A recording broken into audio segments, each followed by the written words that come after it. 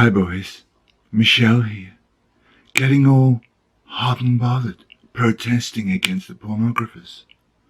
Well, I say, if you can't beat them, join them.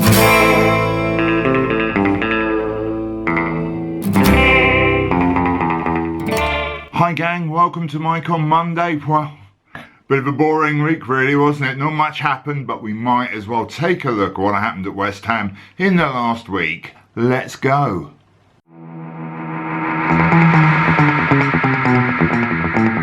Well, I jest of course. Everything happened in the last week. We'll start with the sale of Diafra Sakho. Yes, want away and apparently carrying a knee injury. Diafra Sakho promptly left and went to Rennes or Rennes, however you say it, for either £6 million or 80p, depending on who you want to believe. He was always going. He's wanted to go for a long time, and he's been moaning about going. Wants to go back to France, all the rest of it. He was, of course, also injured, but somehow managed to get through a medical, and the very next day played the second half of the match against Paris Saint-Germain, and of course score. So there you go, our most gifted and natural striker gone. Now, either he's a pain in the backside and really was just being very, very naughty boy, didn't want to play, causing lots of issues in the training room and all the rest of it, or the club really treated him shabbily and he had every right to be upset. Personally, I think that whole thing with his wages set up, so he's on 30 grand a week basic and then 30 grand a week, 30 grand a game as a bonus, was ridiculous. It was one great way of making sure he never got to start a game, which is a shame because we have essentially forced out the best striker we've got. So either it's him or either it's a club. I suspect it's a bit of both, but there you go. And yeah, so that was the start of it. Of course, we then had a game. We played on Tuesday night and we played Crystal Palace, and to find out, well, you all know the score is, it finished 1-1 and a lot's been written about that game since, but let's catch up with Mike at the Tactics Centre and see what he's got to say about that game tactically. Mike.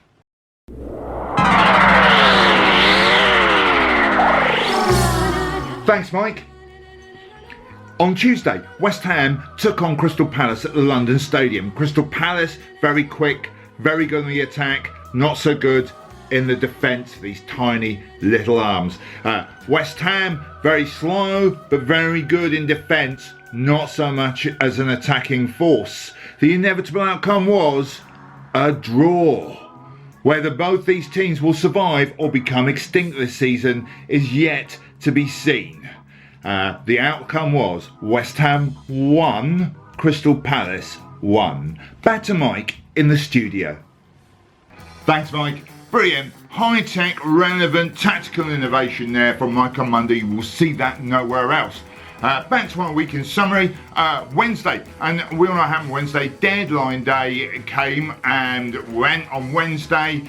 Andre Ayew left to Swansea for a reported £18 million or £6.50, depending on whether you believe actual fact or the board. Well, it depends what your attitude to Ayew was. I wasn't his biggest fan by any stretch of the imagination, having said things like he's about as much use as a garden gnome in the past. However, I would add that selling him to a direct relegation rival is absolute lunacy in my humble opinion. West Ham had been linked with just about every player in the whole of Europe, but our deadline day signing turned out to be the one we weren't linked with. Young Jordan, well, young, he's 25, Jordan Hugill, I believe is how you say it, who we bought for some £9 million from Preston North End. Listen, Jordan, good luck to you, mate. I hope you're a huge success for us, and in no way are you to blame for any of the hoo-ha that's followed since, because, you know, you've obviously just taken your chance to play in the Premier League, and who wouldn't in your position? If you go on the Preston North End sites, most of them are laughing their pants off their supporters, but hey, you know what? Let's hope he's a big success for us. So yeah, Andre Ayew went out. Martinez has gone out on loan. Bert's gone out on loan. Reece Oxford's gone back to Borussia Mönchengladbach. He really wanted to go there. I've got a feeling we have seen the last of Reece. He didn't look in any way interested in the games that he was asked to play. In that brief period he was back from Germany while they were having their winter break. We of course got him working. That's the British way. Work through the winter.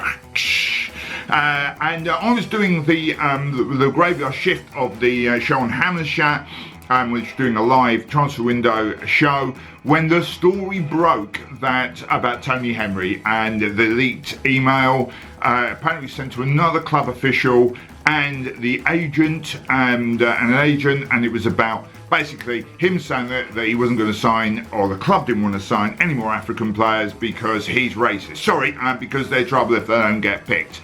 Let's just deal with the two things. One, the subject matter. That's an entire continent of players, and because you've had issues with Diafra Sakho, you've written off an entire continent of players. That is absolute lunacy, considering that people like Chet Kiate, who is very much seen as the life and soul and the big dominant and very positive personality in the team room and in the changing room, and it just seems insane to me that we would do anything as stupid as come up with a comment like that, let alone act on it.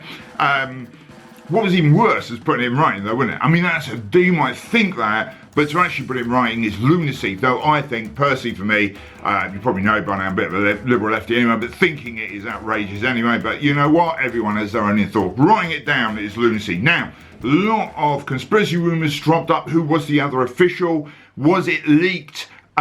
Because of the apparent poor transfer window we've had by the club, etc., etc. I have had a little bit of inside knowledge on this. Apparently, it was leaked by the agent, and even if I've got to say, I'm trying to be balanced here. Even if the email was copied to someone like, say, Sullivan or Gold or Brady or whoever. They didn't write it. I mean, copied it. Someone could say, I'm a big fan of Adolf Hitler, and copy me in. Am I a big fan of Adolf Hitler? No, I'm not at all. And but I mean, ultimately, that is the kind of thing that you get in trouble for, which isn't your fault at all. So I don't really think it really matters who it was copied into. He wrote it. Now, the only issue here, though, is we have taken, not I take this attitude, but we, and saying it's a club policy. This is left to a club investigation, and now I'm really interested in this one. The FA are going to be investigating it.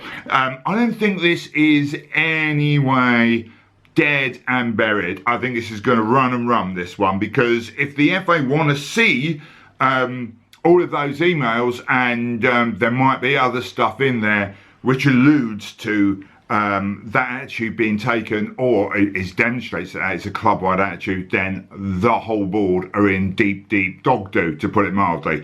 We're waiting to see what happens there. The upshot of it, though, was that after being suspended, Tony Henry was then sacked. Tony Henry was our director of player recruitment, and he's gone. So there is no one now doing player recruitment, apart from, of course, David Sullivan. Now, really does beg a couple of huge questions. I mean, David Sullivan, I have no real faith in with this at all, but I've got a feeling either they bring someone else in to do that, or it's going to come down to the manager, and maybe this could work for us, because while Tony Henry was doing that job, it meant that he was very much getting it in the ear from David Sullivan, who was kind of directing him to do the job. I'm hoping that whoever ends up as our permanent manager, being more as someone else, will then get full control of transfers. I don't know whether that will happen, but I'm hoping, fingers crossed, that happen. Mind you, none of it matters, we haven't got a budget, does it? But there you go. We'll come on to that a little later. I'm going to be looking into that in total.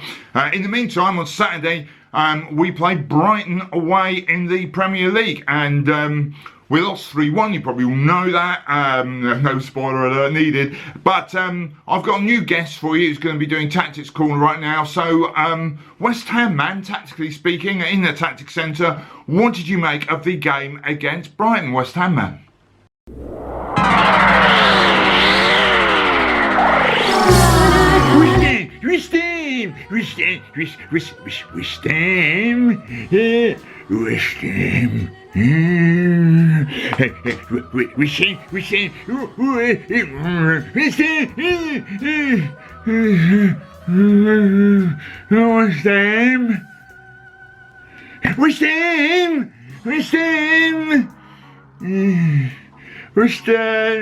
West Ham!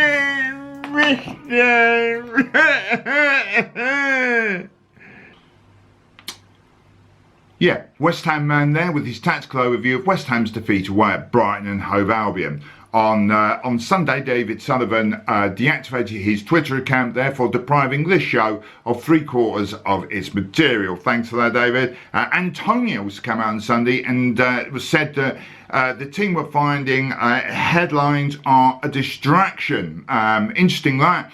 All sorts of headlines he's referring to there. You've got the stuff about the board, stuff about transfers, about utter discontent, racism.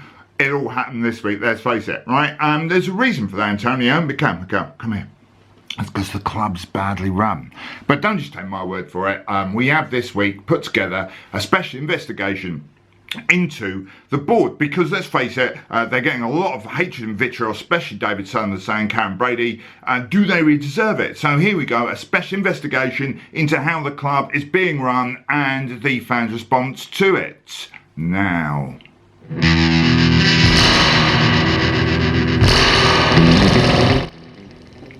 Well, folks, there were mass protests at the game on Saturday against Brighton. Banners being unfurled by West Ham fans, banners being confiscated by stewards. But what is it that has really upset West Ham fans so much? According to most of the banners, a lot of the stuff that's been around, I've been calling the board, and it is all directed at the board. I don't think Moyes or the players particularly getting anything here in any way, shape or form, actually. I think it is mostly directed at the board, as I say, being called lying, thieving, cheats largely, things like that. So what is it about West Ham at the moment that is upsetting everyone, and do the board really deserve this kind of, and I'm going to try and be objective here, and just to be balanced, there are pro-board demonstrations, people supporting the board with banners like this and this. Okay, I might have made that bit up, but someone had to try and make it balanced. But ultimately, these protests have all started since the end of the transfer window, which was seen as a very poor transfer window by West Ham. So let's have a look at what really happens here. In a couple of weeks' time, West Ham will be releasing their financial report, and it will be very interesting to see how much money they've made, and they have made money. There is no way they could have not made money. It's very, very interesting, this, because we were promised, and they have used this kind of terminology, and I'm going to quote again here from David Sullivan: when we have the increased revenue from the stadium, we will be a force to be reckoned with. And they are being woody there. A force to be reckoned with. What, against Chelsea, Arsenal, Man City, Man United, or West Brom, Southampton, Bournemouth, etc. I don't know where that force to be reckoned with is and what that's really meant to mean if you're going to quote it. But if we are going to compare ourselves to West Brom, Southampton and Bournemouth, and let's be devil's advocate and go to the bottom with, we are not being a force to be reckoned with against them even, let alone the big guys. Because at the end of the day, there's some basic maths here which you can do. Now, I'm going to just talk about spend, not income. Just spend. So, we in the 14-15 season, 2014-2015 season, when we were at Upton Park, we had a net spend, according to just about every report you can find. I've looked at the Guardian, Transfer Market, I've backed these figures up, right, of 24.14 million. And the 15-16 season, our last one at the Bowling, we spent 25.63 million. That's 24 and then 25. Okay, it's very, very consistent there. Then we moved stadiums. Now, we spent more in the first season we were there than we did in the second. But you can't get past, if you look, now we've done the last transfer window for this season. If you look at the two seasons combined, we have a net spend of 18.2 million. So that's less than one of those seasons, right? And that's for the two seasons combined. And that is where the problem really lies. And I think people would part with the stadium and the movement. I still think that the club could do a lot more with the stadium, but ultimately they would do more if they saw that investment going in. But that investment isn't going in, and that is, and I'm going to quote again, we have the increased revenue from the stadium. Where's that gone? The TV deal improved as well, didn't it? Where's that gone? And so there should be more money, but we're spending less. If you look at it, I know what they're going to say, they're going to throw it all at wages and the wages are consistent to income. So if you look at the wages as percentage of income over those same 3 seasons, it has been nailed to, and maybe shifted by 1 or 2%, but now to 60% of turnover. It still is 60% turnover. So that isn't a great excuse, because even though wages have gone up, so has turnover in that time. We've only got the turnover figures for last season, by the way, so don't hold me to them for this season. I find it hard to believe it's going to be that much of a difference, because for all the high play like Chicharito and Joe Hart and Arnautovic, which are on big money, we have lost players who are on big money as well. Moyes made it very, very clear that he needed a midfielder, and what we got was a attacking midfielder / winger in João Mario. We did not get the kind of box-to-box or defensive midfielder that Moyes really wanted, which is why Pablo Zabaleta, an ageing right back, is now playing in midfield. And that is just ridiculous. I mean, we are not fulfilling the basic criteria of putting 11 fit hand-picked players on the pitch, which is, you know, the very, very minimum stuff that Swansea can manage to do, for example, and we've helped them even more by sending them Andre Ayew. Anyway, there is a march, a protest march on the 10th of March, run by the Royal West Ham fan group, and whether you want to go on it or not, I'll put links to their page below so you can have a look at it. I will go. I am annoyed, actually. I am really frustrated with the club. I'm really frustrated with what they've done.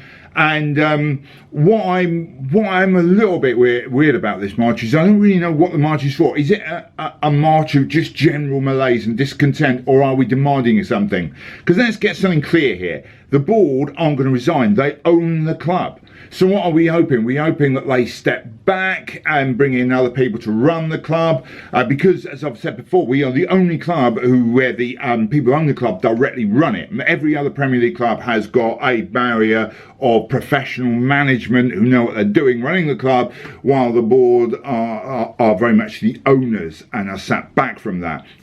So we're in a unique position there. What is the march in Ada, or what does it hope to achieve? If it wants to show that we are very annoyed with the way generally the club's being run, great, that's fine, but it isn't really going to do anything specific about that. I think maybe some positives with that, like actual suggestions of what we should do as fans, that we could put forward to how we prefer to see the club run, rather than we don't want Brady and Sullivan, who really get the eye. I think most people, except David Galt's an actual West Ham fan, but he is like 80 something and doesn't seem to do that much there. But I think it's we need to work out what's going on here. If we're going into protest, we need to be a little bit more focused, I think. Having said that, if a lot of people go on this march, and by that I mean many thousands, we could be in a position to at least make the club realise just how upset we are with everything, because I'm not 100% sure they do realise. I think they think it's just a handful of people who are being boisterous about it, because they can be, you know. And anyway, so that's an interesting thing, and we'll see how that works out. I will be going, and I'll talk about it near the time as well, and it's up to you whether you think you want to go as well. We didn't buy anyone in the transfer window that we thought was worth buying. I'm not being in any way mean to Jordan Hugo, but we didn't. Anyway, that's it for this investigation, Mark. I'm going to move on now to your wonderful letters and comments. This way.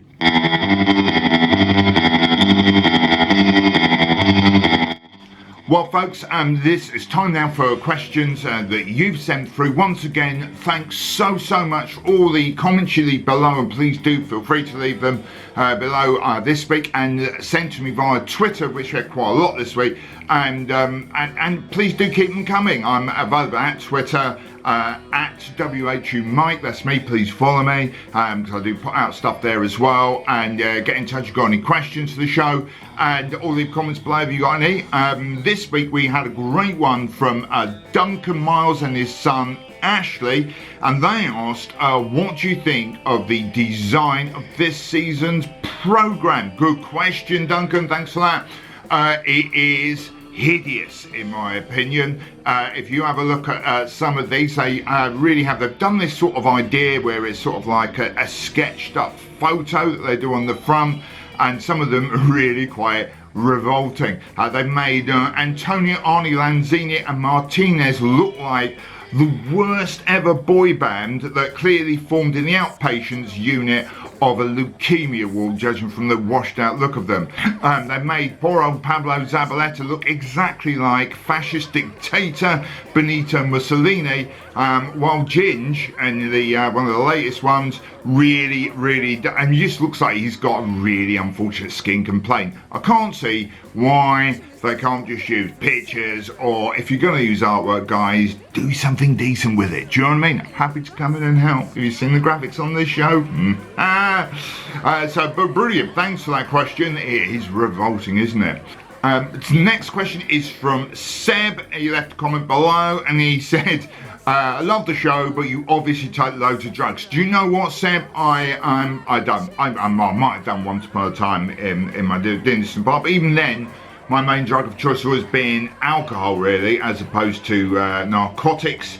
I live in Hertfordshire now, which is extremely middle class. I mean, I'm from an estate in Lewisham, but I live in Hertfordshire now, so very, very middle class. Though, a little while ago, I did find myself at a dinner party where, because that's the sort of thing I go to do these days, where I was served magic mushrooms in a white wine and parsley sauce, which was interesting. Do you know what I mean? Apparently, it's a recipe from Psychedelia Smith. But other than that, don't really do drugs. I know I come across as being quite hyper, been loads of allegations, or I alluded to, and in fact, Abbott did a show where it's just I was coked up and noggin, but I'm really not. I'm a bit sniffly at times, but really isn't that. Next one was less of a question and more of, and it just really made me smile, because Valentina got in touch and she said, she thinks, or he, sorry, I'm assuming, I don't know Valentina, apologies if you're a guy and I've called you she. So either she or he, or does it really matter? Aren't we all in a sexless, anti-sexist society these days anyway? So who cares? Anyway, Valentina says, greetings from the only hammer in Transylvania. Now, Valentina, if you are genuinely living in Transylvania, that is fascinating. And what's it like there? I would love to know, what is it like, actually like, in Transylvania? Because I've heard horror stories. Anyway, next question. Thanks for that, Valentina, by the way. Come trying to turn the page here. Alan Irons 100. So thanks, Alan Irons 100. I'm assuming you're not 100 years old, but there must be 99 other Alan Irons in Twitter. So well done, Alan Irons. Thanks for the question. And I think he's being either sarcastic or ironic, and said, what do I think of the excellent transport links to the stadium? Oft used to mock the stadium, of course, is obviously hyped up as, you know, oh, transport links will be amazing, and we will have to queue up forever to get in the tube station, etc., etc. What do I think? I think, in general, the transport links in London are shocking, and why would the ones to the station be any less shocking? There's some things that amaze me about London transport. I was in New York a few years ago, and if someone commits suicide, right, on the tracks, they are so overtly sensitive about it. I mean, like, I went on the platform, this announcement came on, it was like, hi, excuse me everyone, we're really sorry, the A train between 49th and 59th Street, by the way, if there are actual Americans watching this, and I know there are actual Americans watching this because a lot of you comment, can I apologise for the accents, but that is how you speak. Yeah, anyway, the A train is suspended between 49th Street and 59th Street because there is some debris on the track. We're real sorry about that. It's just some stuff. You don't need to worry. We'll have it cleared up real soon, and the trains will be underway. And that's how they handle it, like suicide in New York. And you'd think they're all tough and gritty, but they're just as sweet as, and try not to upset you. In London, if there's suicide on the track, they can't wait to tell you, can they? It's like they're fighting over the microphone. Give it to me. Yeah, the Circle Line is suspended eastbound due to a person under the track. That's right, mate. there is a person under the track and it's their fault that you're delayed because they couldn't go on with their cramming knives and hurled themselves under the track. And in fact, they're smeared all over the platform at Edgware Road. So, sorry about that, not much I can do about it. It just seems really, really odd that they just can't wait to give you the bad news. But there you go. Finally, Ryan B, a regular question giver to this show, has asked, do you think we'll stay up? Wow, that's a whole show in its own right, which I'm not going to do right now. Do I think we'll stay up? I thought about 2 weeks ago that we were surely going to stay up, and now I'm not so sure, Ryan. We have Watford on Saturday at home. I should be at that. I should be at the game. I should be at the boats before and after. If you are there, come and say hi. There's quite a lot of people I've met on the boats who watch this show, or indeed just in the ground. If you do see me, do come and say hello. I'm genuinely quite a friendly guy, and it's always nice to chat to people. And yeah, I have no idea whether we're going to beat Watford or not. It depends what sort of team we've got to put out. I suspect Watford are in great form by any stretch, and we are injured by every stretch. So, but I'll be back next week with another show. If you enjoyed this show, please do give it a thumbs up. If you haven't enjoyed the show, then don't. Please feel free to leave comments below, and hope you enjoyed it, and I'll be back next week. Oh, don't forget to subscribe to both Hammers Chat channels, and as mentioned before, make sure you go and check out the blogs on the Hammers Chat website, because there's some very, very good ones there, and yeah, there's a link below for that. And other than that is for me to say, I'll see you next week, and God knows what's going to happen then. Hopefully not that much in a West Ham win, but the way the club's going, all sorts could have happened. Who knows? And I'll see you next week, and until then, come on you Irons!